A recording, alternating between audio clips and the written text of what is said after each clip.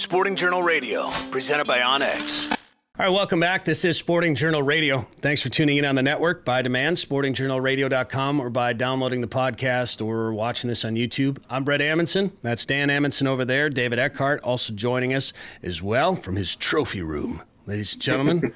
That's nice. How many turkey fans you got on the wall there, David? There's 3 of them right there. There's 4 of them in this room, but you can see 3 of them. How many? I know some people, we were having this conversation off air, but how many turkey fans is enough turkey fans on the wall? My wife would say 1. Well, I think every wife would say 1 or none, most likely. But how many do you have on the wall? 5. I've got, 6, 7 stacked up out in the barn. I struggle with that. I had one turkey. I made a fan out of the first one that I shot, and it fell apart, and I never fixed it. I still have just the plaque with like the feet and the spurs and the beard hanging off of it, and then there's just feathers on the table next to it. But and then the second, and then I just never did any more after that. But I don't know. Did you have any full body turkey mounts? No, my wife would definitely not allow that. Well, Randin Olson from Lockjaw Guide Service joins us right now from the fish house somewhere in Otter Tail County on one of the undisclosed 1,100 lakes in Otter Tail County. How's it going up there, Randin? It's not too bad. It's finally starting to feel like winter a little today. We've been such nice hot temperatures the last month and a half that it's hard to complain. How is the snow and ice? Because I know people are starting to talk a lot about slush on a lot of lakes and not the best conditions in place. Some lakes have plenty of ice and good conditions, but how is it like up in Otter Tail County right now?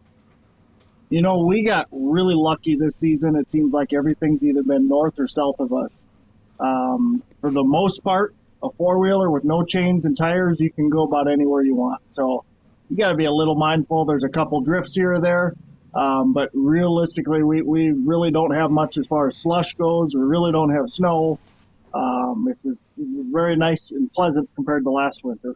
So do you plow roads out to your houses then, Randin? I do. We get a lot of people that show up in cars and minivans and things like that. So I have roads. The lake run right now, I'm not making big giant roads. It's a little more or less just kind of trails going here and there. Just in case somebody's got to get somewhere with a car. But if you got a truck, you can go about anywhere. Sure.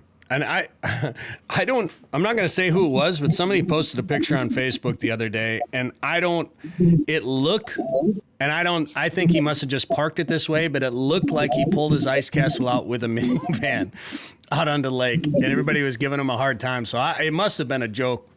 Some sort of trolling photo or something like that, but it was pretty comical. I know a few people that like to fish on a minivans, and as long as they got roads out on the lake, who cares, right? You can haul a lot of stuff, I guess. Sleep in the back of it. There's a lot of guys. They used to love getting those four-wheel drive vans. I call them the creeper vans, the ones with no windows in.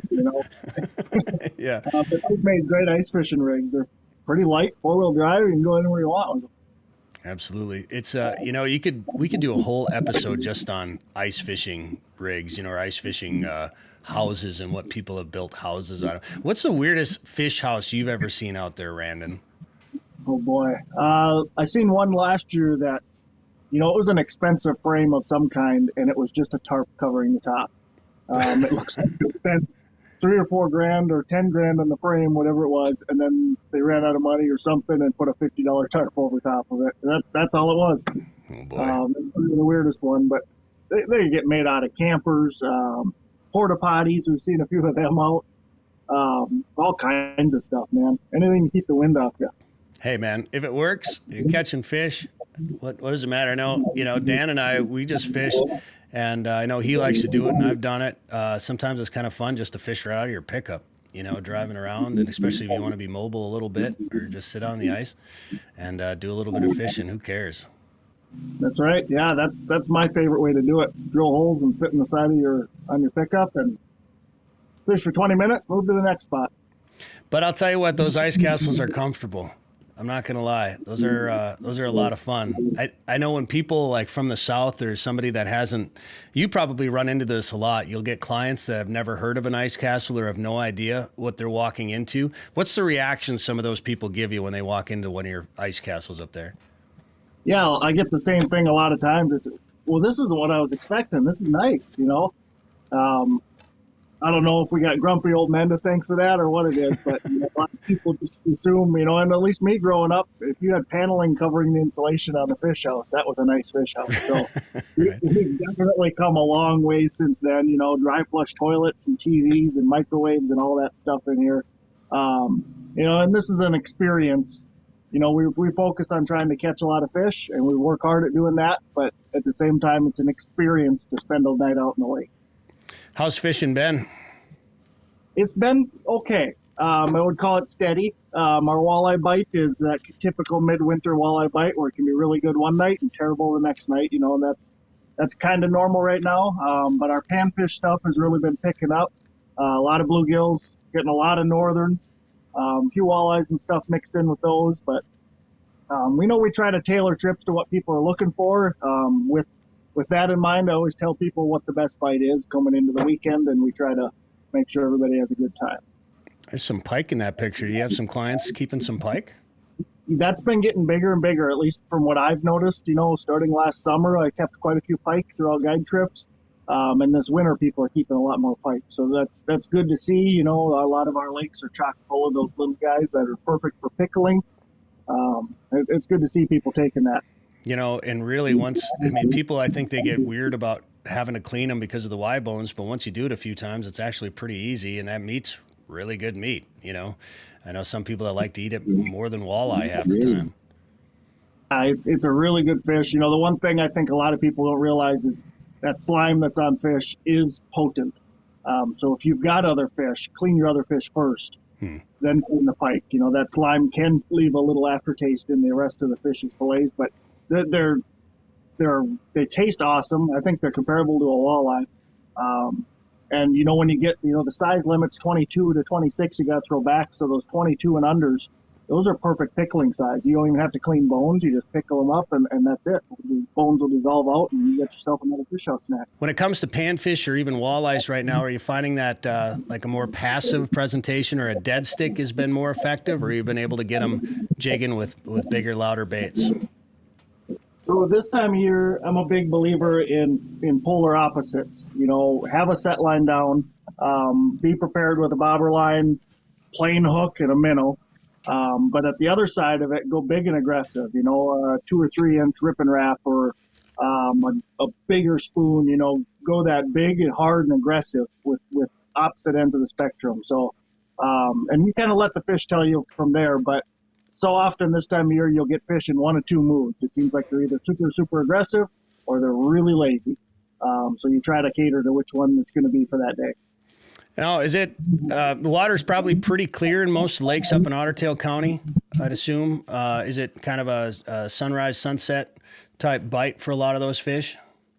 Walleyes for sure, and through the night. The panfish, you can get them throughout most of the day, but you're going to have to work a little bit. You're going to have to drill some holes and chase them around and do some scanning around and stuff. But you can catch them pretty much throughout the day. And walleyes too, if you really want to search, you can catch them through the day. But those peak feeding windows are definitely the best times to be out there. What if I called you up and I said, Randin, I want to come up and catch some of those pike up there. What are you going to tell me? I'm going to tell you to hang on. It's going to be fun. It's underfished, really. I mean, it really is. There's so much potential for our pike lakes, and we've got such nice pike around here, and they're just kind of untouched, you know. There's a lot of lakes. I can think of a handful of them right within 20 minutes where I'm sitting at 4 or 5 pounders are about average. And that's a lot of fun. If nobody's ever just sat in your truck and watched 15 tip-ups on the lake on a cold day, that's a blast. You know, you're beating each other up, running to the tip-ups. So you're trying to fool each other and get there first, and it's a lot of fun. Well, if people want to book a trip with you this winter, Randin, or maybe start thinking about summer trips, maybe musky fishing, which we'll talk about more later as we go, maybe in the next couple of weeks, what should they do? The best thing to do is just give me a call at 218-640-0158. Otherwise, you can find me on Facebook, Lockjaw Guide Service, or my website, www.lockjawguideservice.com. Randin Olson, thanks for the time today on the show. Thank you, guys. I appreciate it. Hear more at sportingjournalradio.com or wherever you get podcasts. Live Target, the leader in Match the Hatch, is back with new lures that also match the action. Introducing the Live Craw. The Live Craw is irresistible to bass, walleye, and other freshwater species. FTech's winner, the Ultimate Frog, looks and acts just like a swimming frog. With an exposed ultra-point mustad hook and replaceable legs, the Ultimate Frog has 2 styles, 2 sizes, and 8 colors. And iCast and FTech's winner, the Live Shrimp, mimics a fleeing shrimp for saltwater anglers. Coming soon from Live Target.